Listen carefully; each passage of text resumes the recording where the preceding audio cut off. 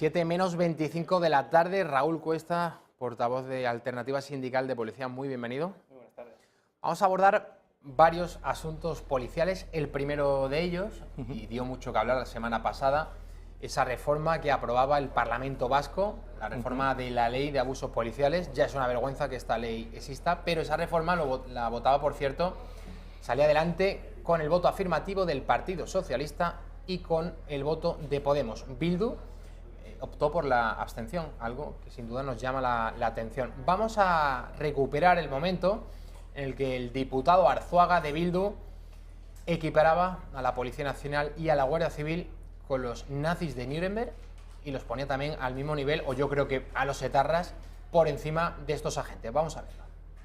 Mi desprecio más rotundo, más absoluto, para las organizaciones corporativas de cuerpos y fuerzas de seguridad del Estado que están haciendo un lobby infecto, asqueroso, para que no se reconozca a las víctimas que ellos mismos han generado. Organizaciones que están buscando total impunidad, total encubrimiento para el terrorismo y las gravísimas vulneraciones de derechos humanos que ellos mismos han perpetrado. Para mí ustedes son los nazis que protestan porque hubo un juicio en Nuremberg. Para mí ustedes son los genocidas que protestan porque hay una Corte Internacional de Justicia. Para mí ustedes son los franquistas que luchan para que no haya un reconocimiento de sus vulneraciones de derechos humanos. Esto es indignante. Esto es inaceptable. Hablaba este señor, por llamarle de alguna manera, Arzuaga, de Bildu, de un lobby infecto, que la policía estaba ejerciendo presión para que no saliera adelante esta reforma de la ley de los abusos policiales. Ponía a los policías al nivel de los terroristas de ETA. Dice que habían generado muchas víctimas y mucho dolor. Esto lo hizo un representante de ETA. Lo dice la voz de ETA, lo dice aquel que utiliza las instituciones para blanquear la historia de ETA y sobre todo para burlarse de los 146 policías nacionales asesinados y de las 829 víctimas que la banda terrorista dejó en nuestra democracia. Y cuando he estado con vosotros viendo estas imágenes, supongo como muchos espectadores, a uno se le revuelven las tripas, ¿no? Y te hace plantearte unas cosas que dices, ¿en qué punto estamos? ¿Hasta dónde hemos sido capaces de llegar cuando lo políticamente correcto permite que este señor llame a la Policía Nacional terroristas, que nosotros hemos generado víctimas? Los años del plomo, que lo sufrimos toda la ciudadanía, todas las fuerzas y cuerpos de seguridad del Estado, Fuerzas Armadas y policías locales, fueron unos años muy difíciles en los que creo que ha costado mucho cerrar esas heridas como para poder volver a abrirlas de nuevo. Pero después de ver, y lo digo con toda la sinceridad y expresando todo el sentir de los miembros de ASP, la palabra, y me va a permitir, espectadores, repugnancia, ver a ese señor en plena siglo XXI, en plena democracia, decir lo que vomitó por esa boca. Pero yo creo que el espectador, y por eso venimos a hablar aquí hoy, ¿qué quiere esta ley? Vamos a preguntarnos por qué esta ley sale adelante y qué es lo que busca. Sale adelante, insistimos, con los votos favorables del Partido Socialista y del PNV. El PSOE, por cierto, la señora Idoia Mendia, en las pasadas Navidades, accedía a participar en un reportaje culinario con Arnaldo Otegi, antiguo miembro de la banda terrorista ETA y portavoz en la sombra de los terroristas, que es verdad que nos siguen matando, pero que siguen estando ahí, y que Bildu es su partido. Esto no cabe la menor de las dudas. Esta deriva lamentable del Partido Socialista en el País Vasco. Bueno, ¿cuáles son los principales puntos, Raúl, de esta ley de abusos policiales?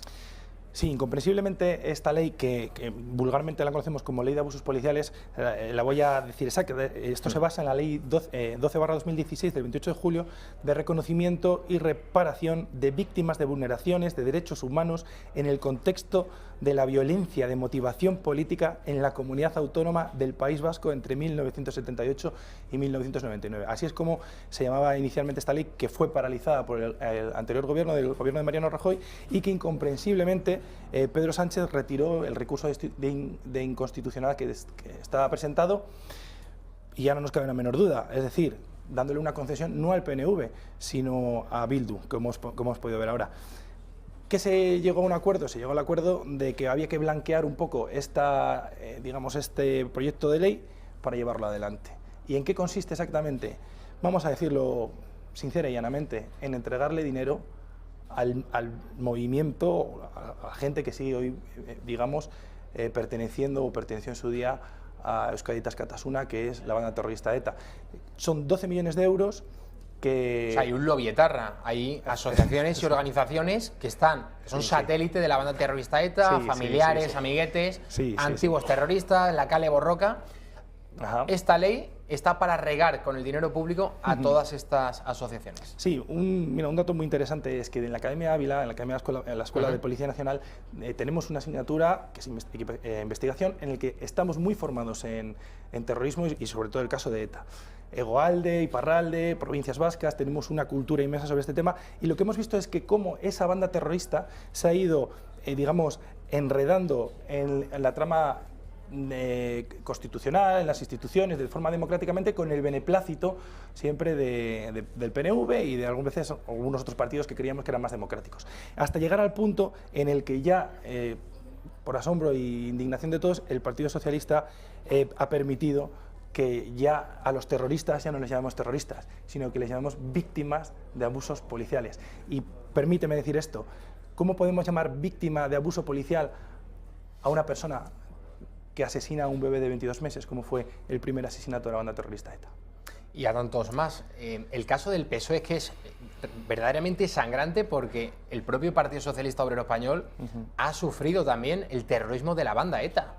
¿Y cómo es posible que ahora tengan tan mala memoria, que además presumen de la memoria histórica, y años después en el Parlamento Vasco den luz verde a esta propuesta de los satélites de la banda terrorista ETA?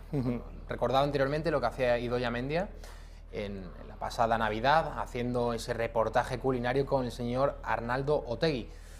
Vemos también que esto ya es un asunto meramente político, estratégico, que el señor Sánchez, las opciones que tiene, sus aspiraciones de seguir en el Palacio de la Moncloa, pasan por contentar a todos los partidos independentistas. Estamos hablando de Cataluña, Esquerra Republicana, el PDeCAT, partidos cuyos líderes ahora mismo están sentaditos ante Manuel Marchena en el Tribunal Supremo. Y luego los vascos tenemos el PNV, que por cierto Pablo Casado trataba esta semana de blanquear, haciendo una distinción entre nacionalismo e independentismo, como si no fueran una misma cosa. Y luego vemos que el señor Sánchez pues también tiene que depender de Bildu, y claramente que el PSOE haya votado en el Parlamento Vasco esta reforma de la ley mal llamada de abusos policiales, pues es una muestra más de en qué momento político estamos en España.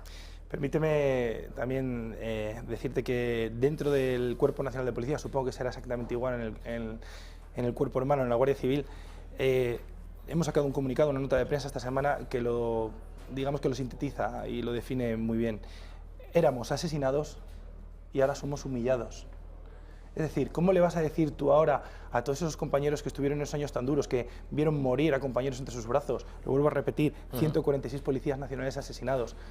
Ahora, ¿cómo les explica el gobierno de una forma políticamente correcta que bueno, que aquí no ha pasado nada, que vamos a corramos un tupido velo y que esto es algo normal? La pena es que se vuelven a abrir viejas heridas, la pena es que damos un mal ejemplo para las generaciones futuras y que, por desgracia, ETA sigue, en cierto modo, estando viva. Ese es el gran problema que observamos en estos momentos. Raúl, ¿cuántos policías nacionales hay ahora mismo en el País Vasco? Sabemos que el País Vasco, como sucede con Cataluña, pues tienen policías autonómicas, policías específicas. En Cataluña están los Mossos de Escuadra, en el País Vasco está la Ertzaintza. ¿Cuántos policías nacionales hay? Pues mira, ahora sinceramente no te voy a dar el dato exacto porque lo desconozco. Sí que hay 63.000 policías en el Cuerpo Nacional de Policía, teniendo en cuenta que Madrid lleva el mayor grueso, que son unos 23.000 policías. Podemos estar hablando que puede haber unos 3.000, 4.000 policías ahí destinados. No son datos oficiales, es un dato que, si no me falla la memoria. Sí que es cierto que también, justo a esta humillación que hemos sufrido por parte del Gobierno, y no tenemos miedo de decirlo, es que es una humillación al Cuerpo Nacional de Policía y al Cuerpo Nacional de la Guardia Civil y al resto de víctimas civiles y no civiles. Lo que sí hemos visto que era nuestro mayor temor, no esta ley que estaba paralizada por el gobierno de Mariano Rajoy, era que se retirara a las fuerzas y cuerpos de seguridad del Estado, a los defensores y los garantes de la democracia española en todo el territorio español del País Vasco. Está en stand-by, el gobierno le hemos preguntado desde nuestro sindicato mediante escritos registrados en varias ocasiones, pero no responden a tal efecto. Esperemos y estamos convencidos de que se mantengan nuestras unidades allí por el bien de todos los vascos y del conjunto de la sociedad española. Raúl, uno de los temas tabú en general del periodismo es el relacionado con los suicidios. Cuando uno conoce una noticia así, no la suele publicar porque hablan distintos expertos, sociólogos, que difundir estas noticias, publicar el suicidio de alguna persona, puede dar pie a que otras personas, por efecto contagio, opten por el suicidio. En el caso de la Policía Nacional, también creo que es un tema tabú, que bueno, no se ha tratado con lupa precisamente en los últimos tiempos, el de los suicidios dentro de la Policía Nacional. ¿Qué nos puedes decir al respecto? Pues estaríamos encantados de venir a hablar un día largo y tendido sobre este tema, porque lo has definido muy bien. El suicidio policial se esconde, se calla, y lo que hay que hacer es hablar. Hay que romper ese silencio y hablar con responsabilidad y hacer frente a esta lacra que, para que te haga el espectador, para que nos hagamos todos una idea, es el gremio que más suicidios sufre. Una media de 40, 30, entre 30 y 40 suicidios de policías nacionales y guardias civiles cada año, lo que viene diciendo que cada 15 días perdemos a un compañero.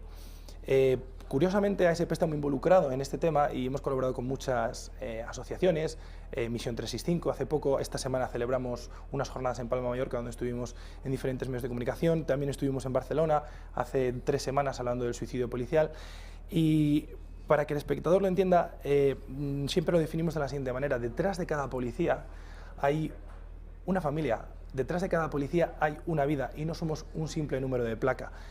Es muy sencillo explicar que cuando uno comienza a realizar las labores propias de la labor, ve una serie de cosas, de condicionantes, que no se olvidan así como sí. Yo, por ejemplo, tristemente, en 10 años que llevo en esta institución, he perdido 3 compañeros por suicidio. El suicidio no entiende de escalas, desde la escala básica, comisarios hasta inspectores, y he visto cosas que no todo el mundo las puede digerir. Y yo inclusive... Hay recuerdos, como son precipitados, que no es agradable ver a una persona cuando cae desde un sexto, un séptimo, o en mi caso, que yo estoy especializado en violencia de género, yo he tenido que, tristemente, proceder a la detención y ver un asesinato de una mujer que recibió 21 puñaladas. Entonces, claro, llegar a una habitación, ver todo ensangrentado y ver esas cosas, pues se te quedan dentro. Y es nuestra labor, la hacemos orgulloso, y que todo sirva por tener una sociedad mejor. Por eso, ya te digo que largo y tendido un día nos encantaría hablar de este tema. Pues no solamente de este tema, Raúl, ya que lo has dicho, el de los suicidios, presenciaste, porque tú estás especializado en la ley contra la violencia de género, me gustaría un día que vinieses a hablar también sobre los porcentajes de los homicidas, cuántos son extranjeros, datos que en los últimos tiempos se han venido ocultando, sepultando por la corrección política, de todas las muertes de hombres hacia mujeres a lo largo de un año en España, cuántos corresponden a ciudadanos que son extranjeros, que son inmigrantes, y el por qué. A mí me parece muy significativo, decía el sociólogo Amando de Miguel, y lo dijo antes, lo dijo cuando se estaba debatiendo esta ley en el Congreso hace ya más de 10 años, que la mayoría de ellos, o al menos de forma porcentual, serían extranjeros, y no por el hecho de que una persona haya venido al mundo en Honduras, en Guatemala o en Nigeria, sino porque las condiciones en las que emigran estas personas son más duras, y eso hace violentar a la persona y que pueda recurrir a la violencia contra su pareja. Algún día hablaremos de esto, Raúl. Genial. ¿Nos traes datos, por favor, policiales? Sí, por supuesto. Porque es una cuestión, bueno, en esta casa hemos hablado muchas veces que estamos en contra de esa ley contra la violencia de género, porque elimina la presunción de inocencia del varón. Permíteme decirte una cosa, aquí inclusive habéis traído a una gran experta, Alicia Rubio, sí, más de una ocasión. Es una mujer muy preparada en este aspecto, pero yo quiero lanzar un mensaje muy claro a toda la sociedad.